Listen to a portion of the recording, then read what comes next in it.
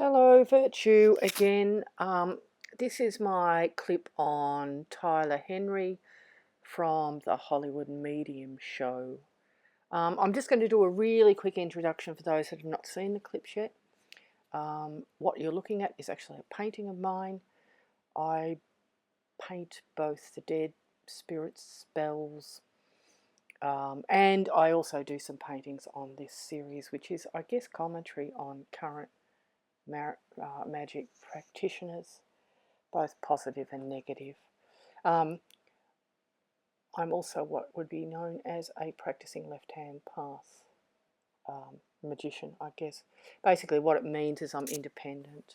I have really no part of religion or tradition. There's more about my spiritual practice and my art on the link to my site in the description box. But basically I communicate with the dead, mainly doing clearings of hauntings at the moment. I don't read for people. I might go back into it. I used to do it privately, but I haven't for a while.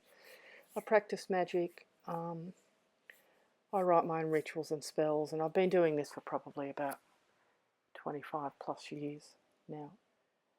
Why am I doing this clip? I've done this series because there's a lot of skepticism around about, especially around mediums at the moment. I agree with most of what the skeptics say, because you can't not agree with them because they're quite thorough, some of them.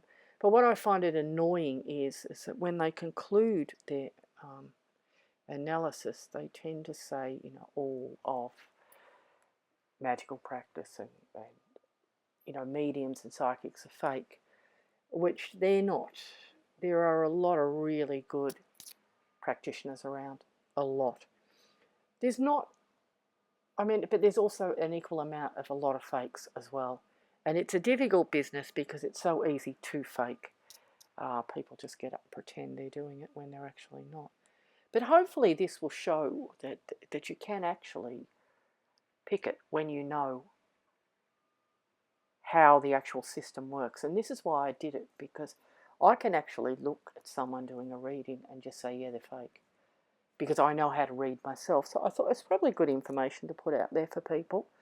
So what I'm going to do is, and what I want to do in this clip, is I'm actually going to compare Tyler, who I believe is basically doing fluff readings, what I call fluff readings, or fishing, or cold readings. He's certainly, I don't believe, channeling the dead at all. And I'm going to compare him with a really good medium. I think one of the best I've ever seen, George Anderson. And we can get a really good comparison of the difference between a real reading and a Tyler Henry reading. My position with Tyler is I believe he has either a really low ability to communicate with the dead, or and he is too inexperienced really to be able to do it properly. I don't even know if he understands that he's not doing a proper reading, that this is actually a question and answer section, or else he's a complete fake. So with that said, let's just go on to the next clip. Okay, I've chosen a clip here from a recent reading of his. Now this is a reading that he did with a lucky fan, Facebook fan winner. I think her name is Jamie. I'm going to run this so we can just have a look at it, but I just want to have just a brief discussion about what the problem I have with it. This is what I call a fluff reading. There is nothing specific in this reading. There is nothing specific to this client. There's no names, there's no details. It's about personality a lot. It's about fishing for information as well. The information Tyler gives could be applied to anyone. In particular, when he first starts, and there's talk about, two women that are not letting someone through, and a man that he wants to focus on. Now, I've got to mention as well, to be fair, this selection is out of context. This reading was a 40-minute reading, and he could have developed these things at a later date, but this still is alarming to me that he's doing this sort of non-specific generalization.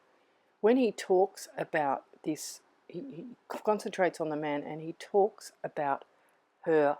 It doesn't even define if it's a father, a grandfather, or who it is. It's just an older man. He talks about him wanting to hold on to his youth. And Tyler, how many old men don't want to hold on to their youth? How many people aging don't want to hold? We all want to hold on to our youth. That is nothing specific. Then he goes on to tell this client too that he had some sort of fatal disease. But there's no specifics about what that disease is. It's just that he had some health problem that was, going to be devastating in some way. He then said that he didn't want to die at home. He didn't want to die in hospital, but instead wanted to be dying at home. I'm sorry, Tyler, but that is everyone I know that has had some sort of terrible, blow to their health and know that their time is limited. I don't know one person who said, no, I think I'd prefer to go to a hospital. Again, it's just complete and utter generalisation, okay? So, the other thing I want to point out as well is this sweet, loving in the beginning that he goes on with continually. Oh, he's so loving. Oh, it's so sweet. Oh, it's so lovely. Just remember this as you go through it, because I'm going to discuss it towards the end again. Okay, so let's just move on. That would help. Okay.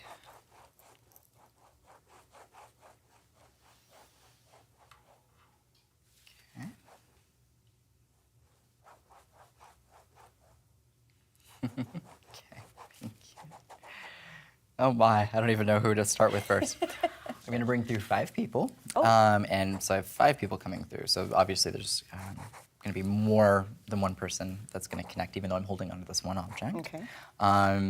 I have these 2 women coming through, and it's hilarious because they're coming through together, and then I have this man who's really trying to connect, really struggling, and he's letting them have their minute because it almost feels like these 2 ladies are talking, and he's coming through, and he's the one I'm wanting to connect to, the strongest. But he's kind of this interesting guy where he's kind of standing back and letting them have their moment. Aww. So it's really sweet, but I feel like I actually, for as much as I have these women kind of coming through and talking, I have this man that I want to highlight that's really sweet and just very loving.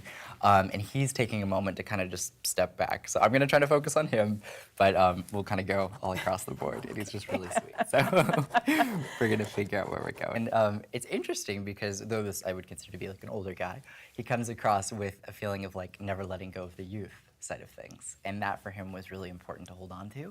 And this is someone who likes to have fun. I mean, this guy's basically no matter how age progresses, as it does, the feeling for him is I'm not going to let age define me. I'm focusing on the moment. I'm going to have fun. So it's that kind of energy that I want to highlight. It's not like a crotchety old man who passed away at an old age, unhappy. This guy comes across very, very fulfilled in the moment, very present, and passionate about his family. And he's really emphasizing this. So I'm going to connect to him without giving anything away. Does that make sense for you? Yes, very much. Perfect. I know this is going to sound strange, but I think that he knew more about his health than he would have actually conveyed verbally. And he's coming through and acknowledging an apology for this, because he's coming through with this and basically a feeling of I knew more than I was leading on. He didn't want to scare his family. He didn't want to scare anybody. And when he comes through, he's making it a point to acknowledge that it was essential for him that his family remember him in a way that's going to be positive, him when he's healthy. His nightmare would have been to have to go through the process of having everyone's last memory of him dying in a hospital bed. His perspective is, I don't want that to be the defining memory. And he comes through and basically acknowledges, I didn't verbalize to the full extent. I knew more than I was really. Yeah, and they oftentimes will answer the questions that we have without you even having to ask, because he knows that you have that question. So please know that. That's his way of validating. Thank you. So what are the circumstances behind that? He found out he had bone cancer. He had multiple myeloma. And he found out in June. Right. And passed away in November. Wow. But he passed away from pneumonia. Right. So Okay, this is George Anderson. George Anderson, in my opinion, is one of the best readers, the best mediums I have ever seen. I've never seen anything like it. He's so accurate. So I want to talk about him because he is my comparison reader, because I want people to be able to see someone that isn't cold reading. Now, I know, again, to be fair, there's lots of editing. This is taken out of context. Unfortunately, this is a compilation clip because George Anderson doesn't like a lot of publicity. He's a little bit difficult to sort of get footage of, even with YouTube. But this is still well worth watching. I've put his website in the description box in case you want to know further about him. But I think it basically says it all. So let's just watch the clip because it is really quite amazing. You have to work.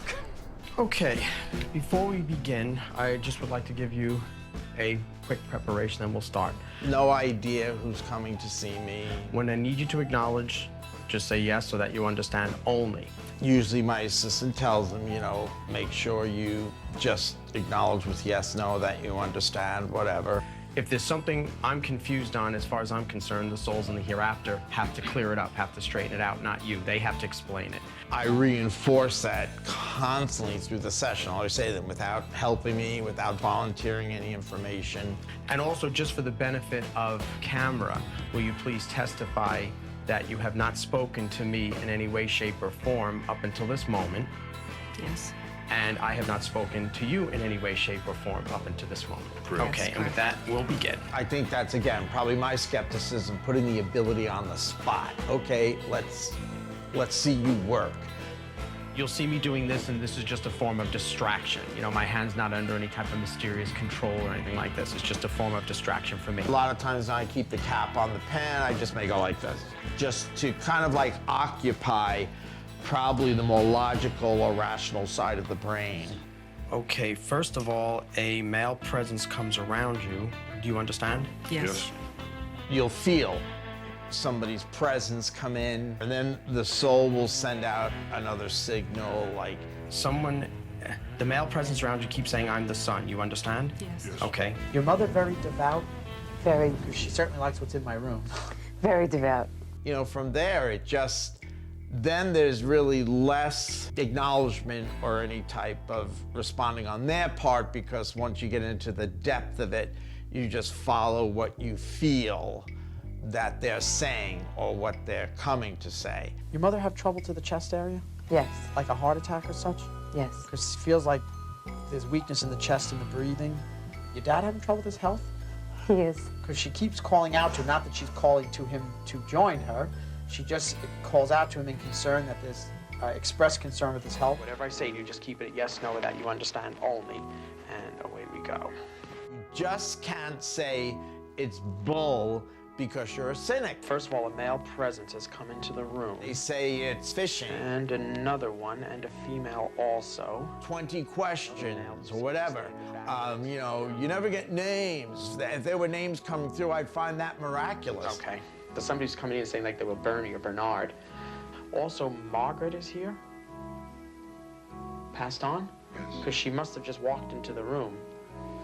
Also named Helen. Passed on? Because she just walked in the room also. It's very rare a session goes on with me where names don't come through. Also Bob, Robert. Passed on? Who says he's family, yes? Yes. He states you're his folks, that's true? Yes. So it must be your son. Yes. Yes, you can be skeptical, but until you know, I believe you definitely keep your mind open to all possibilities. Okay, that was George Anderson. It's a shame that we don't have a lot of the footage because I have seen footage of him during the year. It's just over the years, and they're just amazing. I mean, you actually see people sit in front of him and they go pale because they just can't believe what he's telling them. And it's not something that even he can research, because a lot of the time he'll say things that like only you and that person could know, that dead person could know. It's just amazing. And this is the thing, when you look at Tyler, there's no specific information. And that's why what he's doing, even if Tyler thinks he's reading, He's actually not. He's cold reading, because George in those clips touched on it in a sort of vague way. And as he said, it's not 20 questions and 20 answers. It is actually you telling them what is coming from the dead world. The problem with Tyler, as from all I can see, is he is dealing with the living. But there's also another thing I wanted to talk about myself that George also touched on, and that is this notepad thing and the distraction. He is absolutely right, but I'd like to further that a little bit. And I want to give a really simple explanation or a really simple model of what it's like to channel and what it's like to not channel. Now, example, if I'm talking to a living person, the information that they're giving me through their mouth is coming into my conscious mind and going into my subconscious. And that's the way it works that way. When I'm talking to the dead, it's coming from my subconscious and going into my conscious mind. Now, for my conscious mind to be able to let that information flow through, I need to quieten it down. Now, I use tarot, I don't use scribbling.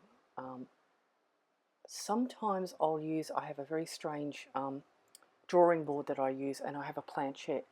The closest I get to scribbling is I'll use the planchette and I'll move it back and forth if I can't be bothered doing tarot. Most of the time I just do tarot. That's my distraction, and it's also almost like, I describe it, it's like a yoga move, because as soon as I bring out the cards, it's almost like I've trained my conscious mind to say, right, you're going to settle, you're going to get less energetic, less distracted, and you're just going to shut up and let it flow. The problem I have with Tyler, he may scribble all he likes on a notepad, but the problem I have with Tyler is that he doesn't shut up. Now, as you can see by George when he's doing a reading, he's not messing around. He is fully concentrated on the dead, and he is fully concentrated on keeping his mind distracted, which is after he speaks, you'll see him start scribbling again, because he's trying to calm his conscious mind down again. I can't see any of that with Tyler. There's absolutely none. And along with the things that he can't get specific anything, and he also expects, and I've seen it over and over again, he expects his clients to start answering questions. Let's move on to the Boy George clip. Hello, how are you? I'm George. Oh, great to meet you. Come in. I'm Boy George. I'm a singer, an artist, DJ. Interesting. I mean, I'm intrigued. I heard about Tyler through my manager, who was very into the whole clairvoyant kind of medium type of thing. He was really keen for me to do it. Do you know who I am? No, not really. Okay. No, sorry. My last boyfriend didn't know who I was either until about 6 months into our relationship. And then he was like, you really look like Boy George. I was like, well, that's who I am, silly boy. That's good. That's good. I'm glad that you don't know too much about me. I'll just kind of start scribbling. We'll see what comes through. We'll see what makes sense. We'll see what doesn't. Yeah, I just have a couple people popping in. I'm a bit uncomfortable with talking with people that have passed. You know, I feel it's a bit weird. For sure, younger male energy that passed and died too soon, and that was kind of coming through on the way here. No. He's being a bit reserved. Okay, all right. There's a reference to alcoholism and a reference to heroin addiction. He's referencing to what looks like 3 years where I feel like I'm on the right track, and then I fall off the boat. And I'm getting back into some of these mindsets and these behaviors, and then I pass away. Do you know of anybody? Oh, a lot of people. Who would have dealt with both, but with both, though, at the same time? A lot of people. It's quite hard for me to kind of pinpoint that on any one particular person. He must be nervous, this kid. He's getting no help from George. The specific thing here is that there was a performance done after the individual died. That was in their memory. But he did write wonderful words for him at the funeral. So if someone did a show and devoted something to him, that might be the gist, but the specific focus is electric guitar. He's so obviously Steve Strange. Yeah, he doesn't want to give him too much. And I don't... So does that fit any, to your knowledge, for you personally? It's quite vague. It's quite vague. As a medium, I need the validation. It's such an essential part of the process. That makes it a little tough when I do a reading and someone isn't really willing to validate or willing to really figure out where something could fit. Okay, so... Okay. Is that a yes or a no, though? Yeah, no, nothing really springs to mind. This kid's brilliant, and he's not letting him in. Do you understand? Well, I'm tricky. I'm a tricky customer. I'm sure there are other people that are much more open to the idea of speaking to people on the other side, but I'm not necessarily one of them.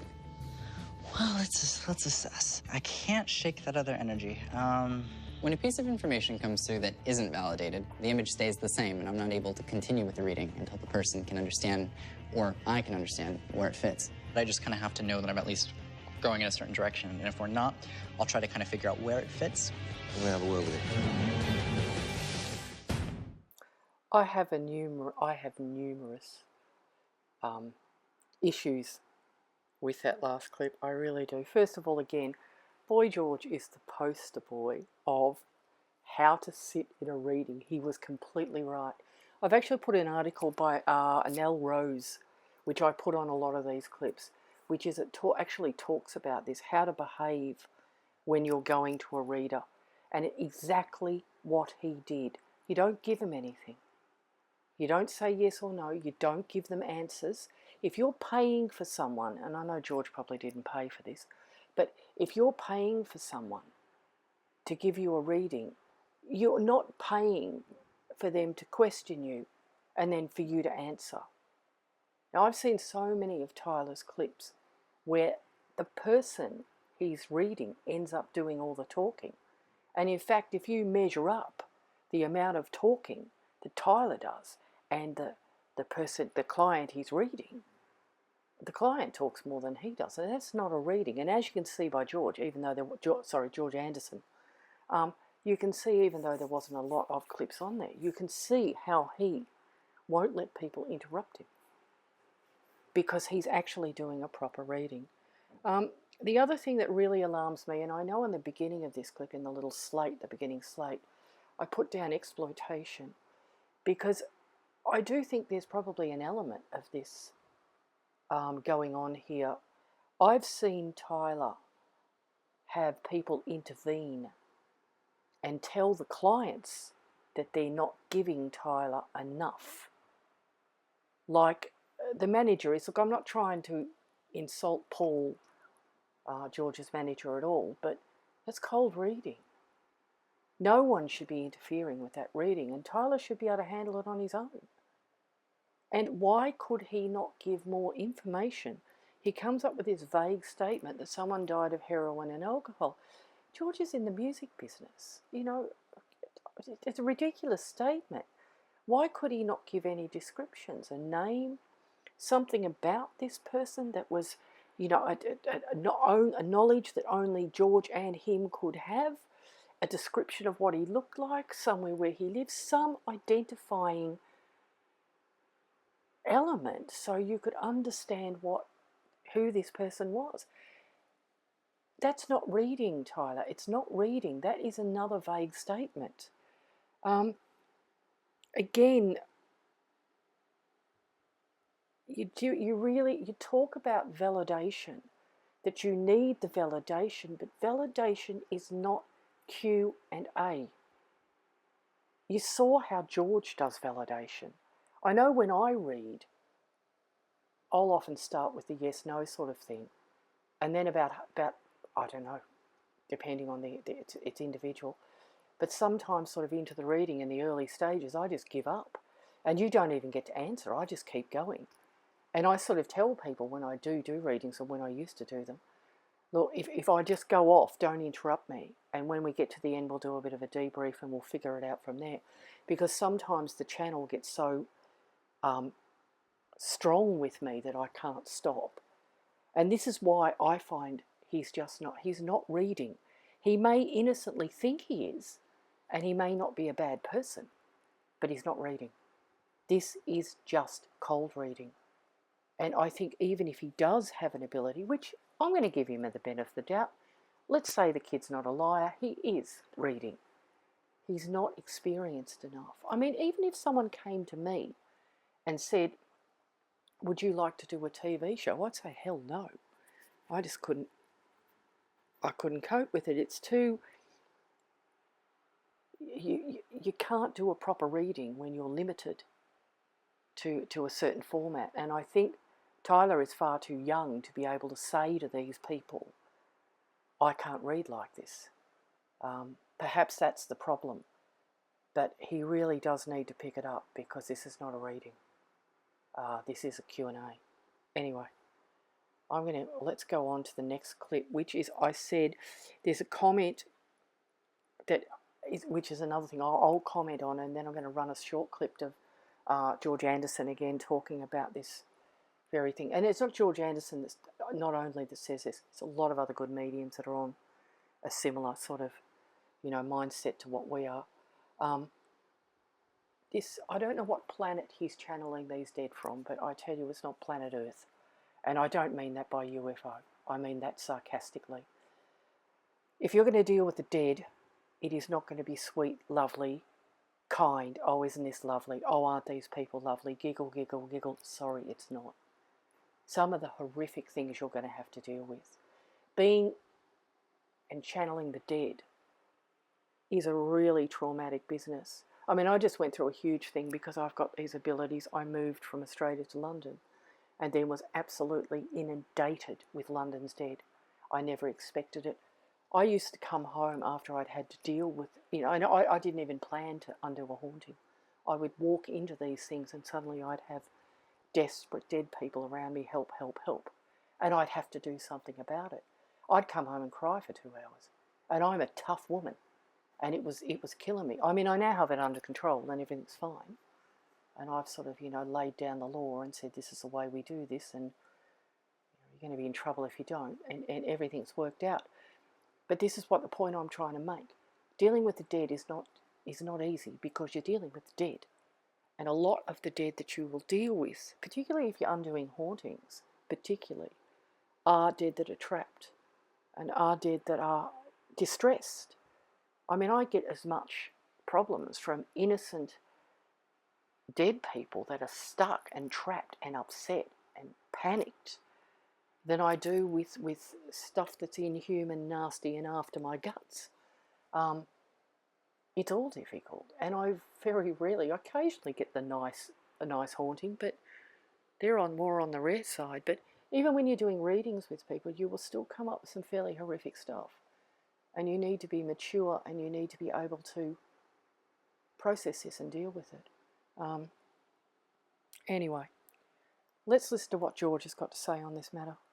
All possibilities. Well, one program said, it's great, we'd like to have him do it, but can he tone it down? I said, I can't tone it down or make it all like happy and gay and isn't that cute and all. It's not what it's about. Okay, I think that's about all I've got to say about Tyler. Thank you again for listening, and I hope you enjoyed the clip. There is another one in the series on the psychic twins. I did promise in the last one that I was going to do something on psych vamping, which I am going to do, but I'm going to put that off for a little while because I've got a whole heap of paintings that have just come up with it. I'm now going to move on to, if you want to keep an eye on the channel, I'm going to start blitzing a lot of clips that are actually going to talk about the real hauntings I've undone in London and the UK. So hopefully I will see you on another clip. Again, thanks for listening, and bye.